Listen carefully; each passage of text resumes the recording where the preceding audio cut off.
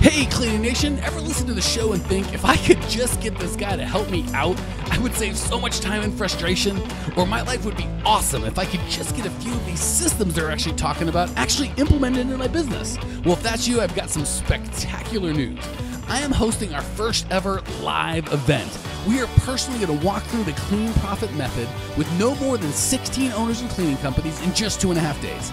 I cannot wait to get to know you and your business personally and implement the entire clean profit method together. If this is scratching where you itch, stop watching or listening to the show right now and go to growmycleaningcompany.com/live to get all the details. Like I said, I can't wait to get to know you and your business personally and implement the entire clean profit method. growmycleaningcompany.com/live. Check it out now. I'll see you soon. Cleaning Nation, welcome to this episode of Cleaning Amazingness. You've all been so fantastic by sharing the show with the known cleaning universe, as well as subscribing, rating, and reviewing on podcasts.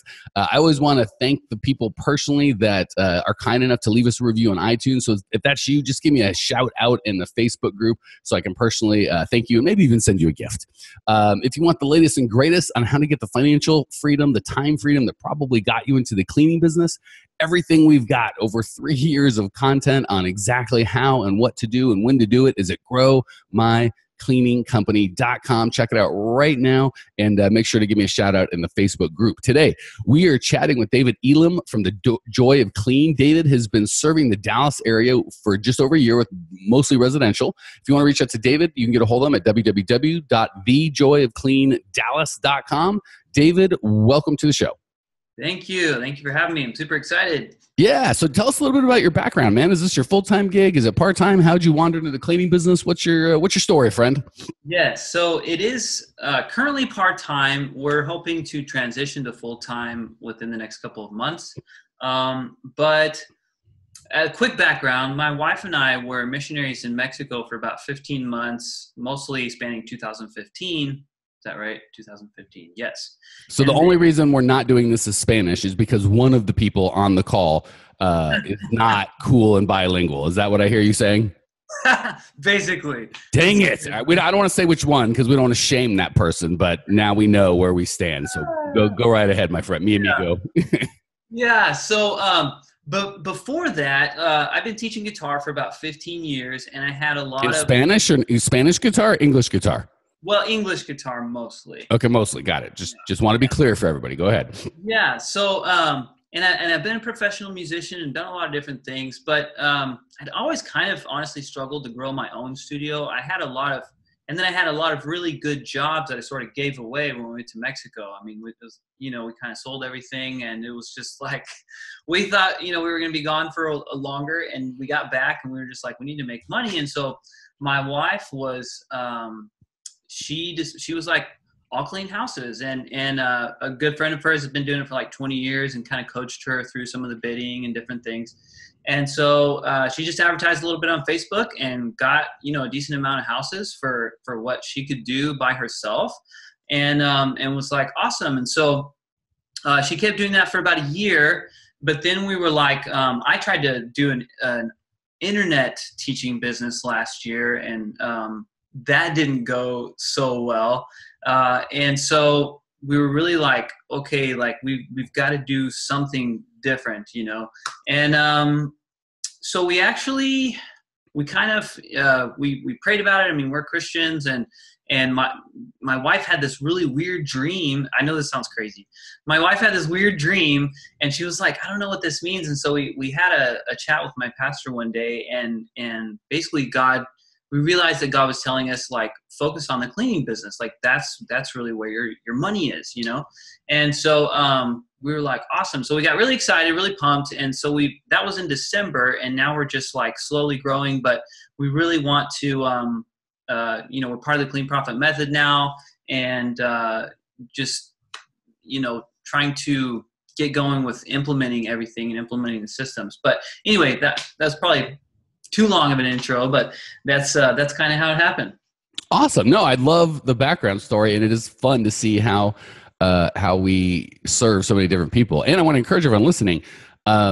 Certainly, we focus on owners of cleaning companies, and this is a proven method. Everything we coach is stuff that I've coached lots of people to do and have had success to grow a cleaning business. But David had mentioned, teaching guitar, having a studio, looking at an online business.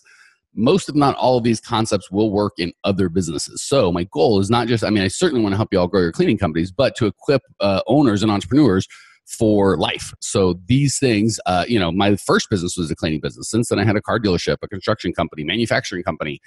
Certainly this coaching, Grow My Cleaning Company is a digital company. So just encourage that these are concepts that are going to work in lots of different stuff. Okay. That said, what's shaking in your world today that can help you with, my friend?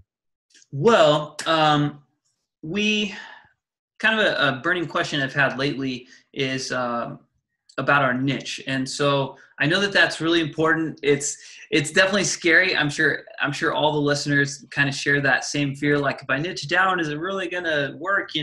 But it was funny because we found that one of the areas that we serve, I should say it this way. Most of our clients have ended up coming from this one certain neighborhood, and it's where they have a golf club, and it's a more affluent neighborhood, pretty close to our house actually, and it's huge. There's a ton of houses, and so we decided, let's just grow there. Let's just plant our feet there. I recently became a member of the Chamber of Commerce of that little town. I'm doing other things, networking and stuff, just to try to build relationships. And I'm starting to build a lot of relationships that are connected to that neighborhood. And then we've had really high customer satisfaction there, super loyal clients. Okay, hold on. Good background. I want to make sure I get to you. We're going to run out of time and we'll have your question. Like, great, we're out of time. So what? Yeah. I got the background. Give me your question. How can I help? Gotcha. So my question is am I unwise or am I foolish to just pick one neighborhood and just try to grow there and really brand ourselves in that neighborhood and try to get as many clients as possible? Try to clean every house there. Is that a dumb idea? No. Okay, good. We're done. No, it's a great idea. All right. On to the lightning round. Okay. Just in case that's not quite enough for everybody, let's talk a little bit more about that. But the quick answer is no, that's absolutely on par. I don't want to get off on a tangent because, again, we do have time, but my guess is the internet business you had would have been more successful or easier or less stressful had you been much more niche. So, you're right. And I learned that on the back end. I was like, my messaging should have been more niche, Right. So just real quick, we'll do a quick, 30 seconds on what was the site, or what was the title? What was just give me a 1-sentence overview. Yeah. So, it was davidjelam.com, but I really just did a lot of Facebook videos. But who were you teaching? What were you teaching? Yeah. So I was really just teaching kind of a beginner to intermediate guitar players that really want to learn the fretboard in kind of a rock. Perfect. So super big. I'm guessing there's 1,000 people in that space. Not that you wouldn't have succeeded if you had enough time and money, right? But right. You're probably lacking in one or both of those, and said, forget it. So it's not that you failed. You just said, I'm not the pain that it's going to take to get where I want. I don't want to do that pain. And I'm totally making this up because I don't know the space. I think you'd have been far better to serve 7th and 8th grade guitar players that want an A. And I'm just making that up because. Yeah. But see how much more specific that is in terms of, oh my gosh, that's mean. They have a total different pain than college students that want to play in a band and make $100 a week or $100 a gig. Like that. Oh my gosh, that's so much more specific. Or how to pick up chicks with guitar, and again, I'm not that that's a healthy, maybe it is, I have no idea. But see what I'm saying? That's so much more specific, and people are like, oh, that's so hard. Well, trust me, you would have at least gained traction there. And then guess what? Once you do one of those, then you can expand. But if you start big and you get no traction, have no money, then there's nothing you can do. And most people will start big and then realize this doesn't work and shrink down. So I just try and help you reverse the process, shrink at the beginning, and then feel free to go wide. Yeah. So once you start getting success, which will happen much, much faster when you have a niche, this isn't until you die, right? This is for your focus for the next 6 months. And if someone comes with a wad of cash and is a nice human and wants to throw that money at you to clean something that you're willing to clean, I'm not saying you throw them out on their ear. You're just spending zero time and money focusing on those human beings. Okay. So with that background, let me just kind of give you the 4 or 5 steps to pick a niche, and we'll contextualize those within what you're trying to do. All right. Okay. first, and people always glaze over like, yeah, Mike, you're on your dang soapbox again. I've heard it, but I have to say it every time because it counts every time. Pain.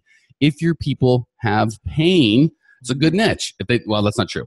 We're getting there. That's you're more than half the battle. So do these people have as much or more pain as other people that you could serve in terms of not my house is really dirty as opposed to somewhat dirty. It's how they feel about the dirty house. Okay. So you tell me lots of on a pain level of 1 to 10. And again, we're not brain surgeons or orthopedic surgeons where we could have literal pain of 10. We're a house cleaner. So within the universe of customers you could pursue, right? 10 being the customers in the most pain that are within your world, right? You can't compete with doctors. They have literal pain. Where would they be? From 1 to 10? Yep. 10 being there are no customers that have more pain than them that you could serve. 1 being they have no interest in cleaning whatsoever. Yeah, I would say maybe 6 or 7.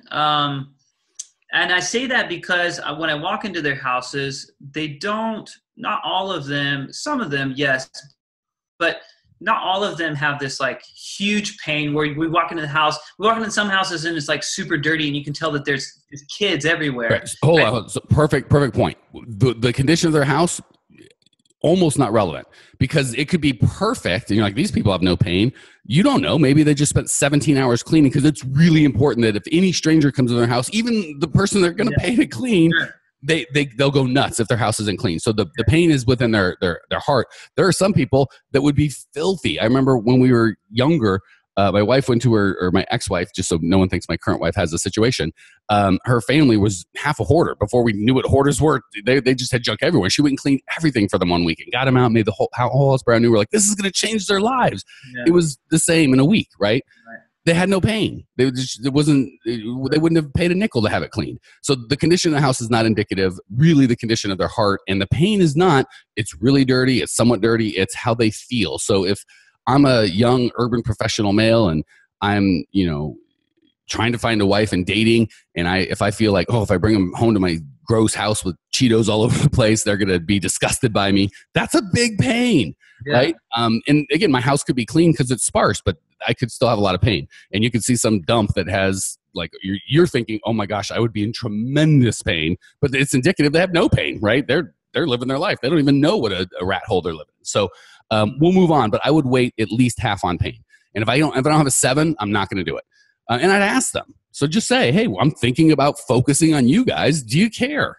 And if they go, yeah, it'd be nice, and you get that over and over, kill it. That's not the niche for you. If they start saying, oh my gosh, you have no idea. I work all the time. My husband's going to kill me. We're going to get divorced if I don't get this solved. Not that we're happy about their divorce, but we're certainly happy we can help them. Like now we're mending relationships, not just, cleaning toilets, right? So pain is easily half, if not 3/4. Okay. Second of them is they have to have the money. And that's a pass fail. So the pain is.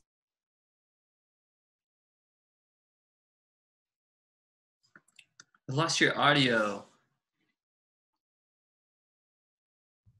There I am. Sorry about that. My big fat finger, I can't touch anything. I was moving in the notes. Anyway, long story short, all that to say, so pain is gradient, right? Some people have different people are going to have different amounts. You just want overall them to have pain. Having money is pass fail. Either they can afford your services or they can't. Once they make over a certain amount, if they're multimillionaires versus they only make $200,000 a year, really makes no difference for you, right? It's not like you're selling jets. Either they can fail, they can afford it or not. So if they have money, that's a pass fail. If they don't have money, then there's not like, well, we're going to hold that against them. Well, then they're out. If they can't pay for your services, you're just going to frustrate them by saying, hey, I can solve your pain. If you have money, they're like, well, I don't have money. Well, now you've done that. You've hurt them, not helped them. Mm-hmm. So pain is the first thing. You have to have pain or forget it. Money is just a pass fail. Can they afford it? If so, move on. If not, stop. Are there enough of them? And again, enough of them do their goals. I love that you're like, there might be a couple thousand. Well, let's think about that. If you look at Dallas and there's, I don't know, 1.5 million, couple million people, I'm guessing, in the Dallas metro area. 8 million. Okay, millions.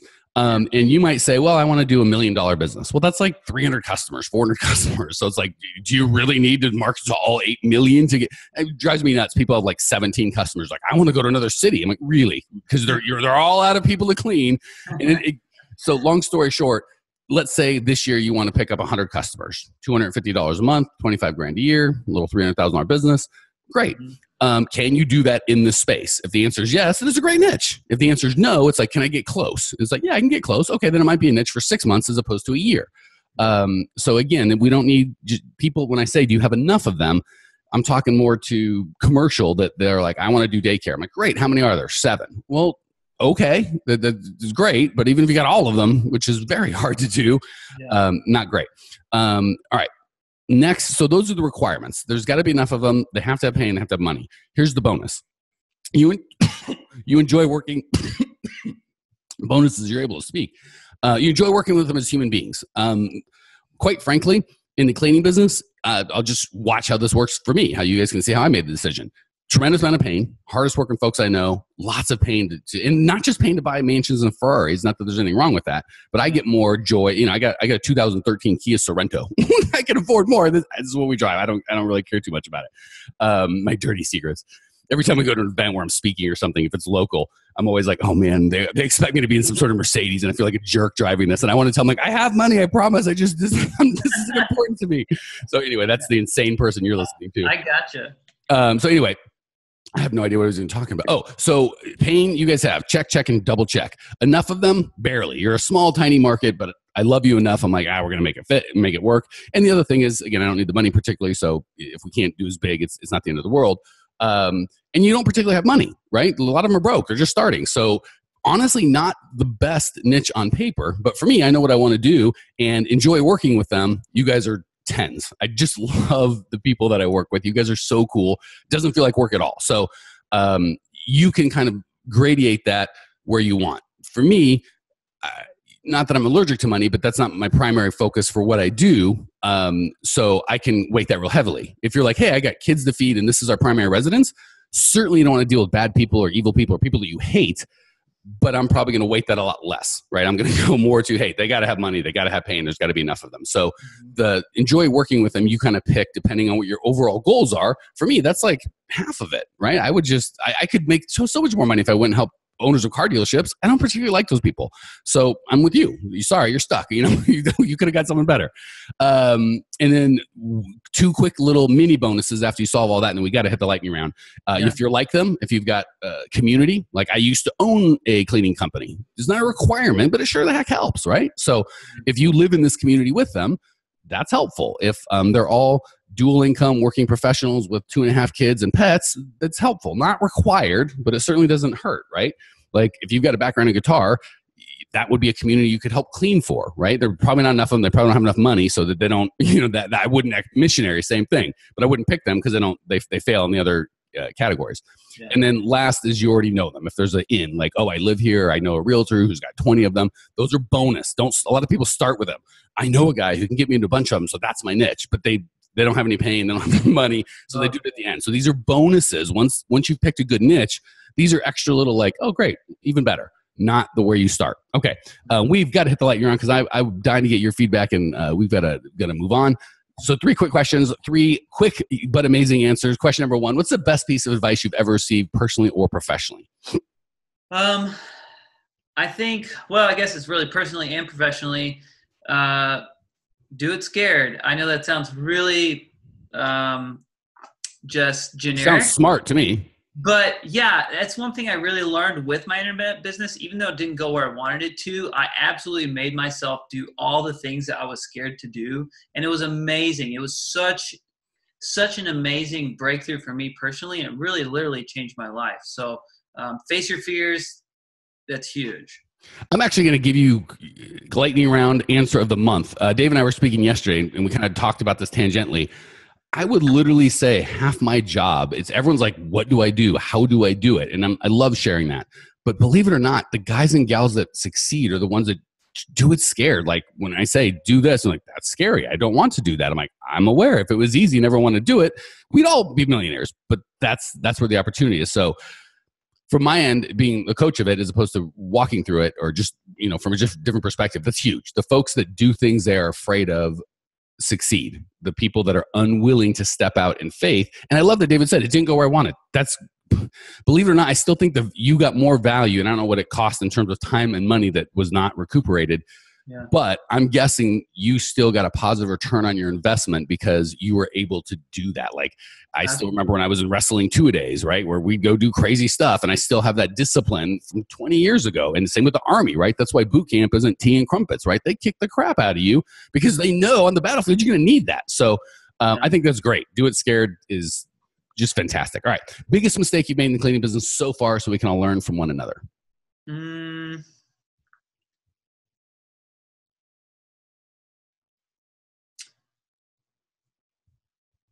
Probably just probably underbidding. I mean, we've gotten a lot better at that, but I think in the beginning that was definitely an issue.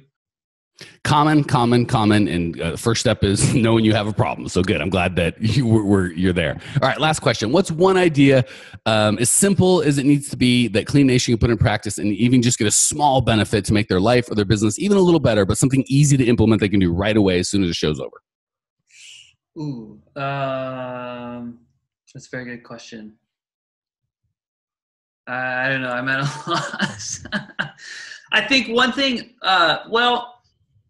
that's helped me a lot personally in our business is, this may not be simple, something you can do right now, but just going and doing some kind of local networking and building local relationships. Like the internet business, internet marketing is amazing and it can get you a lot of leads. But I think building those relationships and building trust within a community, a small community, can really help you. It can help brand you and help get you more of a name within a small community and just help you get known faster, I think. Agreed. And that's part of the reason you do niches, right? Like, does it make sense to do one little community if there's 100 of them that you're dealing with? No. If this is your whole world, absolutely, right? So I couldn't agree more. And the way to break that down into something small is, as soon as this podcast is over, Google BNI, Business Networking International, maybe? I'm not sure. Not associated with them, but that can be a good place. Google Chamber of Commerce. Even more important, the best thing you can do is Google something where your people are. So this association or this home area that you're in, if you live in it, join the homeowners association, for crying out loud. Serve on the board, be the president. If they've got free, and trust me, everybody needs help. There's always like, you need free help? Good Lord, well, they'll put you to work right away. Go, if you've got a niche, this is easy. Just find out where they are and then go there and just eyeball, belly to belly, smile at them like a human being. And that'll do probably more for your business than most of the marketing stuff we talk about. All right, David, thank you for joining us and sharing your story and just how transparent you've been. I love your passion. I love your desire to grow. Cleaning Nation, if you want to check out David's show notes page and all the cool, super fantastic, amazing things that we create for you every day to help you grow your cleaning company. There's so much valuable stuff to help you get the financial freedom that you want. It is all at growmycleaningcompany.com. Check it out now. I will see you there. Congratulations! You are now 16% smarter. Still can't get enough cleaning goodness? Go to www.growmycleaningcompany.com for more of the good stuff. Ever want to be rich and famous? Owners of cleaning companies, as well as industry experts, can apply to be featured on the show by emailing our producer Natalie at support@growmycleaningcompany.com. Until then, don't miss out on all the latest cleaning industry lovin' at www.growmycleaningcompany.com. Check it out now.